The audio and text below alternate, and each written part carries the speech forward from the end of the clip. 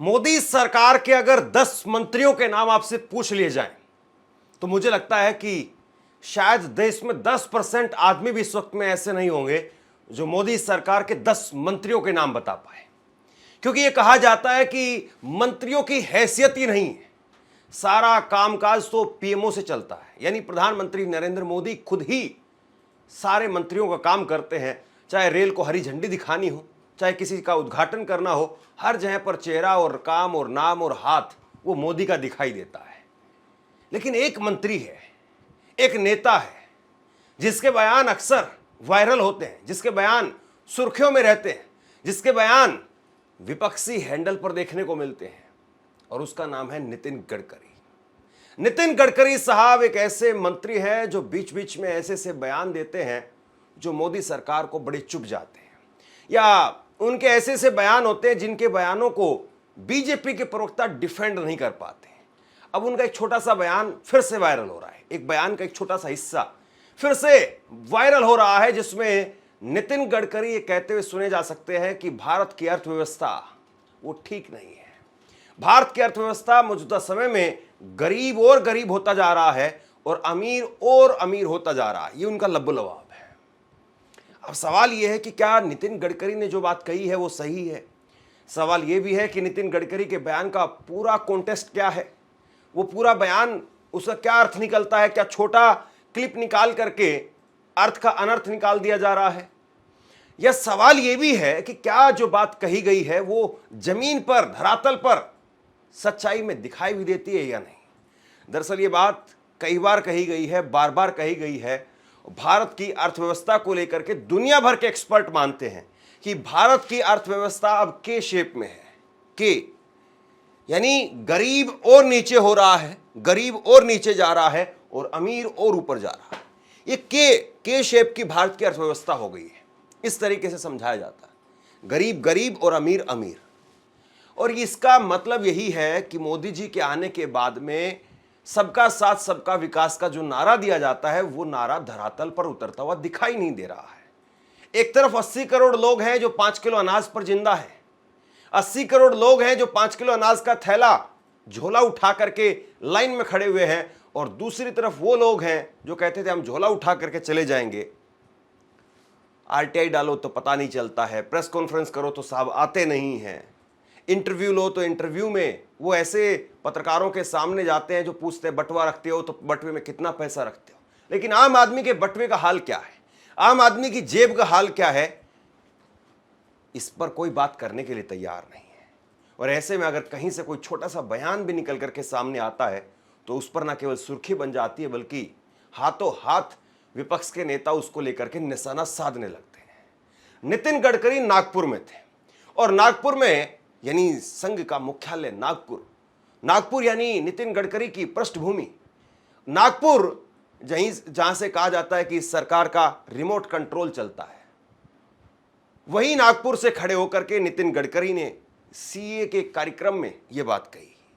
उनका पूरा बयान भी मैं आपको सुनाऊंगा, लेकिन पहले जो कहा है उन्होंने एक बार सुन लीजिए। धीरे धीरे गरीब बढ़ते जा रहे हैं और कुछ धनवान लोगों के हाथ में संपत्ति का केंद्रीयकरण हो रहा है, वो भी नहीं होना। नागपुर में कार्यक्रम के दौरान केंद्रीय मंत्री नितिन गडकरी ने चिंता जताते हुए कहा कि धीरे धीरे गरीबों की संख्या बढ़ रही है, धन कुछ अमीर लोगों के हाथ में केंद्रित हो रहा है जो नहीं होना चाहिए। उन्होंने कहा कि देश की अर्थव्यवस्था ऐसी होनी चाहिए जो रोजगार पैदा करे, ग्रामीण क्षेत्रों का विकास करे। नितिन गडकरी ने कहा कि धन का विकेंद्रीकरण जरूरी है और इस दिशा में कई बदलाव भी हो रहे हैं। अब दोस्तों इस बात को समझिए, नितिन गडकरी जो बात कह रहे हैं वो ऐसा नहीं है कि कोई मंगल ग्रह से आया हुआ आदमी कह रहा है। नितिन गडकरी ने जो बात कही है वो बात इस देश के जनमानस में है। आप किसी भी चौक चौराहे पर चले जाइए, वहां पर आदमी चमचमाती गाड़ियों को देखता है, चमचमाती बिल्डिंगों को देखता है, फिर अपने आप को देखता है, फिर आदमी कहता है कि देखो वो तो मर्सिडीज में जा रहा है, देखो वो 2 करोड़ की डिफेंडर में जा रहा है, लेकिन मेरे पास क्या है? मेरी तो 15 साल पुरानी गाड़ी पर भी पीछे लोग पड़ गए, 10 साल पुरानी गाड़ी पर भी सरकार पीछे पड़ गई है कि इसको नहीं चलने देंगे, इसको बंद करो, ये करो, वो करो। एक ऐसी गगनचुंबी इमारतों में बड़े बड़े लोग रहते हैं, या ऐसे ऐसे बड़े बड़े बंगलों में लोग रहते हैं कि उसमें पूरे गांव का आदमी जो है वो जाकर के खड़ा हो जाए, यानी पूरा गांव उसमें जाकर के अगर लेट जाए तो भी जगह कम नहीं पड़ेगी। और दूसरी तरफ एक आम आदमी देखता है कि मेरा 25 गज का मकान नहीं हो पा रहा है, मेरा 50 गज का मकान नहीं हो पा रहा है। यानी नितिन गडकरी ने जो बात कही वो इस देश की सच्चाई है। और बात यह भी है कि नितिन गडकरी का ये इतना स्टेटमेंट अगर आप सुने, देखें, समझें, तो नितिन गडकरी का ये स्टेटमेंट और राहुल गांधी का स्टेटमेंट कुछ अलग अलग सेंस नहीं करता है, एक ही जैसा सेंस करता है। यानी नितिन गडकरी भी वही बात कहते हैं जो राहुल गांधी कहते हैं। राहुल गांधी भी बार बार यही कह रहे हैं कि हम दो, हमारे दो की सरकार चल रही है, देश का सारा पैसा, सारा व्यापार वो कुछ पूंजीपतियों के हाथ में है, कुछ लोगों के हाथ में पूरी सत्ता है, कुछ लोगों के हाथ में पूरी पावर है। अंबानी, अडानी, इन्हीं लोगों के पास में सारा पैसा चला गया है। देश में और छोटे कारोबारी, उनके पास में पैसा नहीं, उनके पास में व्यापार नहीं, कारोबार नहीं। तो कुछ कुल मिलाकर के देखें तो नितिन गडकरी की बात और राहुल गांधी की बात वो एक जैसी दिखाई देने लगती है। कांग्रेस ने इस पर ट्वीट किया और कांग्रेस ने ट्वीट करके कहा, देश में गरीबों की संख्या बढ़ रही है और सारा धन कुछ अमीर लोगों के हाथ में जा रहा है, ऐसा नहीं होना चाहिए। यह बात मोदी सरकार में मंत्री नितिन गडकरी ने कही है। नितिन गडकरी का यह बयान मोदी सरकार के हवाई दावों की पोल खोल रहा है। यह देश में बढ़ती आर्थिक असमानता की कहानी बता रहा है, जहां अमीर और अमीर होता जा रहा है। हालात ऐसे हैं कि देश की 40% से ज्यादा संपत्ति पर 1% अमीरों का कब्जा है, वहीं देश की 50% आबादी के पास में सिर्फ 3% संपत्ति है। देश के 100 करोड़ लोग आर्थिक तंगी में जीने को मजबूर हैं। देश को इस भयावह स्थिति में लाने का पूरा क्रेडिट नरेंद्र मोदी को जाता है, जो दिन रात अमीरों के लिए काम करते हैं, गरीबों को गुर्बत में धकेल रहे हैं। तो कांग्रेस ने गडकरी के बयान को लेकर के सीधा मोदी सरकार पर कड़ा प्रहार बोला है। यानी कंधा नितिन गडकरी का था और बंदूक कांग्रेस ने चला दी, और बंदूक से सीधी ऐसी गोली निकली जो मोदी सरकार के सीधे सीधे उस इमेज पर जाकर के लगी, जिसको ये कहा गया कि नहीं, मोदी जी तो ऐसे आदमी है जो ना खाऊंगा ना खाने दूंगा की बात करते हैं। मोदी तो गरीबों के लिए काम कर रहे हैं, गरीबों को ये दिया, गरीबों को वो दिया। तो फिर गरीबी बढ़ी क्यों? गरीब घटे क्यों नहीं, गरीबी क्यों बढ़ी? और खुद उनके मंत्री क्यों कहते हैं कि अमीर अमीर हो रहा है, गरीब गरीब हो रहा है? कांग्रेस के नेता सुप्रिया स्नेतू, उन्होंने ट्वीट करके कहा कि गरीब धीरे धीरे गरीब बढ़ते जा रहे हैं और कुछ धनवान लोगों के हाथ में सारी संपत्ति है। गडकरी जी यह संदेश किसको दे रहे हैं? मोदी जी, मोदी सरकार, या मोदी के मालिक अडानी को? सवाल यही है कि क्या गडकरी नागपुर से कोई संदेश देना चाह रहे हैं दिल्ली के लिए? हालांकि ये पहली बार नहीं है, और नागपुर वैसे भी कहा जाता है कि मोदी जी से बहुत खुश नहीं है। नागपुर यानी संघ, यानी आरएसएस, यानी मोहन भागवत के आप बयान निकाल करके देखिए। कभी मोहन भागवत नसीहत देते हैं कि खुद को सुपरमैन बनने की या सुपरमैन की तरह से पेश करने की कोशिश मत करो। कभी वो कहते हैं कि मणिपुर पर आप ध्यान नहीं दे पा रहे हो, ये हमारी विफलता है। एक राज्य इतना लंबे समय से धू धू करके जल रहा है और आप उस पर ध्यान नहीं दे पा रहे हो। चाहे मोहन भागवत हो या नितिन गडकरी हो, नागपुर के यही नेता नरेंद्र मोदी सरकार की नाक में दम किए हुए हैं। और बार बार सवाल उठते हैं, बार बार कहा जाता है कि मोदी जी को कंट्रोल करने के लिए संघ कुछ न कुछ कर रहा है। हालांकि ताजा इस बयान को इस बात से भी जोड़ करके देखा जा सकता है कि क्या अध्यक्ष के चुनाव के लिए मोदी जी अपने पसंद के किसी आदमी को आगे बढ़ा रहे हैं, और ऐसे में गडकरी का ये बयान नागपुर की ताकत को दिखाने का प्रयास है। क्योंकि एक वक्त में नितिन गडकरी भी, वो भी अध्यक्ष थे, राष्ट्रीय अध्यक्ष थे, लेकिन ये कहा जाता है कि जिस वक्त में नरेंद्र मोदी का ऐलान होना था बतौर प्रधानमंत्री, उससे कुछ वक्त पहले जब ढोल बज रहे थे और नितिन गडकरी को दोबारा से राष्ट्रीय अध्यक्ष की कुर्सी पर नियुक्त किया जाना था, लेकिन उसी वक्त में उनकी कुछ फाइल खुल गई। अब पता नहीं किसकी किससे सेटिंग होती है, वो कहानी लंबी हो जाएगी। लेकिन गडकरी का पूरा बयान क्या है उसको भी तो समझना जरूरी है, क्योंकि आजकल ये भी कहा जाता है कि छोटी सी क्लिप निकाल करके अर्थ का अनर्थ बना दिया जाता है। यानी वो कहना कुछ और चाह रहे थे, बता कुछ और दिया जाता है। तो बीजेपी का पहलू क्या है, बीजेपी का पक्ष क्या है?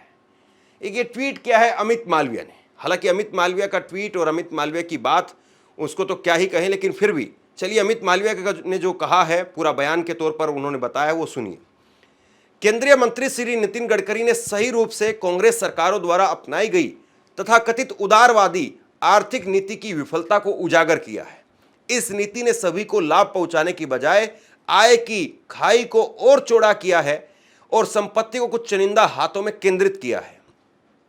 इसके विपरीत मोदी सरकार ने एक अधिक समान और समावेशी आर्थिक मॉडल को बढ़ावा दिया है, जिसका फोकस बुनियादी ढांचे, उद्यमिता, रोजगार सृजन और ग्रामीण विकास पर है। इसका परिणाम यह हुआ है कि अब अवसर और रोजगार सभी के लिए उपलब्ध है, न कि कुछ विशेष लोगों के लिए।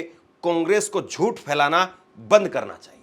यह अमित मालवीय का पूरा बयान शब्दशः मैंने आपके सामने रखा है। अब अमित मालवीय से बीजेपी से कुछ सवाल है।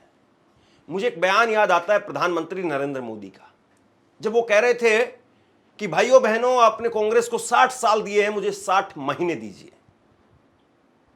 तो अब तो मोदी जी तीसरे कार्यकाल में है, तीसरे कार्यकाल का भी 1 साल पूरा हो गया है, यानी 11 साल पूरे हो चुके हैं। 11 साल में चलिए थोड़ा सा इसको और बड़ा करते हैं, 11 साल केंद्र के और 13 साल गुजरात के। तो क्या गुजरात का आंकड़ा बीजेपी पेश कर सकती है कि गुजरात में कितनी समानता आ गई है? गुजरात में कितने अमीर और गरीब वो पास पास है या अमीर और गरीब दूर दूर है? 25 साल नरेंद्र मोदी को गुजरात में एक तरफा मिले, एक तरफा 25 साल। और अगर आप 25 साल में किसी राज्य को, किसी प्रदेश को, किसी इलाके को अगर ठीक नहीं कर सकते हैं, आप वहां पर सर्वे सर्वा है। और कम से कम 11 साल से तो डबल इंजन की सरकार कई राज्यों में चल रही। मसलन आप मध्य प्रदेश की बात करिए, आप छत्तीसगढ़ की बात करिए, कई ऐसे राज्य हैं जहां पर भाजपा की डबल इंजन की सरकारें चलती रही। खास करके अब उत्तर प्रदेश की बात करिए, उत्तर प्रदेश में योगी और मोदी के डबल इंजन में क्या आप आंकड़े पेश कर सकते हैं कि वहां पर आपने अमीर और गरीब की खाई को कितना कम कर दिया है? हम आपके ही बयान को सही मान लेते हैं कि नितिन गडकरी वो पूर्व की कांग्रेस की सरकारों और उसकी उदार नीति पर हमला बोल रहे थे, तो आपने आकर के कौन सा झुंझुना बनाया है? बताइए जरा। आपने कितने आईआईटी बनाए हैं? कितने लोगों को रोजगार दिया है? या पकोड़ा, तेल तलो, ये करो वो करो, वही सब कुछ है? सवाल इस बात का भी है कि जब नरेंद्र मोदी इस बात को कह रहे थे कि उनको 60 साल दिए, मुझे 60 महीने दीजिए, तो 60 महीने में क्या किया? 60 महीने के बजाय 120 महीनों में क्या किया? और 120 महीनों की बजाय अब 132 महीने में क्या किया? या अब भी वही कांग्रेस, नेहरू, वहां तक चले जाएंगे आप? और फिर उससे भी पेट नहीं भरेगा तो फिर मुगलों तक चले जाएंगे। और फिर बड़ी बात यह है कि अभी हाल में नरेंद्र मोदी साहब ने कहा था गरीबी बहुत तेजी से घट रही है। तो फिर 80 करोड़ लोग 5 किलो अनाज का थैला उठा करके, झोला उठा करके लाइन में क्यों खड़े हैं? मैं आपसे एक सवाल पूछता हूं, छोड़िए नितिन गडकरी को, छोड़िए बीजेपी को, छोड़िए कांग्रेस को, सब गलत है, सब सही है, हम मान लेते हैं। आप बताइए, क्या आप ये मानते हैं कि आपके गांव में, आपके इलाके में, जहां पर भी आप रहते हैं, क्या आपको लगता है कि अमीर और गरीब की खाई वो और बट गई है, और ज्यादा हो गई है, या अमीर और गरीब पहले की तुलना में अब ज्यादा पास पास आ गए हैं? क्या आपको लगता है कि गांव देहात में जो गरीब आदमी है, क्या वो वाकई पास में आ गया है अमीरों के? या आप देखते हैं कि किसी के पास तो फॉर्च्यूनर गाड़ी है, किसी के पास में लैंड रोवर है, किसी के पास में स्कॉर्पियो है, और कोई आदमी अपना दुपहिया वाहन वो भी नहीं ले पा रहा है, 2 व्हीलर भी नहीं ले पा रहा है, या 2 व्हीलर भी ले रहा है तो लोन पर ले रहा है। और कोई एक तरफ जो है वो इतना पैसा है कि विदेशों तक, स्विस बैंक तक जमा हो रहा है। और हाल में एक रिपोर्ट आई थी, मैंने आपको एक रिपोर्ट दिखाई थी कि स्विस बैंक में भारतीयों का पैसा कांग्रेस की सरकारों के मुकाबले में बीजेपी की सरकारों में कई गुना ज्यादा बढ़ गया है। तो कौन सा गरीब आदमी स्विस बैंक में अपना पैसा रखने के लिए जा रहा है? बताइए। और वो अमीर भी अगर हैं तो अमीर वो आपके राज में, मोदी जी के राज में भारतीय बैंकों में पैसा क्यों नहीं रख रहे हैं? अगर भारतीय बैंकों में पैसा रखें तो जाहिर सी बात है भारत की अर्थव्यवस्था को फायदा होगा। लेकिन कुल मिलाकर के बात यही है कि इस वक्त में नितिन गडकरी ने जो कहा है, कहीं ना कहीं वही एक दुखती रग है। और उस दुखती रग पर जिस तरीके से हाथ रखा गया है, इस बात को हर आदमी समझ रहा है कि नितिन गडकरी वो आदमी है जो कई बार आम आदमी की बात कह जाते हैं। ये बात सही है कि नितिन गडकरी भी सरकार के नेता हैं, सरकार में मंत्री हैं। खुले तौर पर मोदी के सामने बगावत करने की हिम्मत किसी की नहीं है। लेकिन ये बात भी सही है कि 240 पर आने के बाद में बहुत सारी बातें, बहुत कुछ अब धीरे धीरे कहा जाने लगा है। तो ऐसे में नितिन गडकरी का ये बयान अपने आप में एक तरीके से नरेंद्र मोदी सरकार के बारे में उस पहलू को उजागर करता है जिस पर मीडिया भी कभी बात नहीं करती है, जिस पर कभी चर्चा नहीं होती है कि गरीब क्यों गरीब हो रहा है, अमीर क्यों अमीर हो रहा है। नरेंद्र मोदी साहब वो जब विदेशों में जाते हैं तो खूब बताते हैं डेटा पहले इतना खर्च होता था, अब इतना खर्च होता है, लेकिन रोजगार पर वो बात नहीं करते हैं। और जब तक रोजगार पर बात नहीं करेंगे, और रोजगार पर अगर आप बात करेंगे तो मुझे याद आ जाता है अग्निवीर। अग्निवीर एक ऐसी ग्रामीणों के लिए, गांव के लोगों के लिए एक ऐसा मुद्दा बन गया है जो ना निगलते बन रहा है ना उगलते बन रहा है। मसलन गरीब आदमी वो चाहे 4 साल की नौकरी हो, चाहे 4 महीने की नौकरी हो, वो जाने के लिए तैयार है। लेकिन सच्चाई ये है कि 4 साल की नौकरी करके आपने उसकी पूरी जिंदगी की नौकरी को, उसके पूरी जिंदगी के सपने को कहीं ना कहीं जरूर चोट मारी है। ये बात अक्सर आप गांव देहात में जाएंगे तो आपको पता चलेगी। तो बहरहाल आप लोग खुद बताइए कि यहां कौन सही है और कौन गलत है।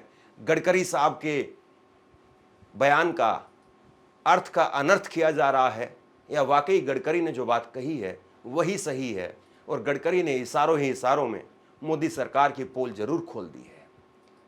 आप क्या सोचते हैं नीचे कमेंट बॉक्स में लिख करके जरूर बताइए। इस वीडियो को शेयर कीजिए। धन्यवाद।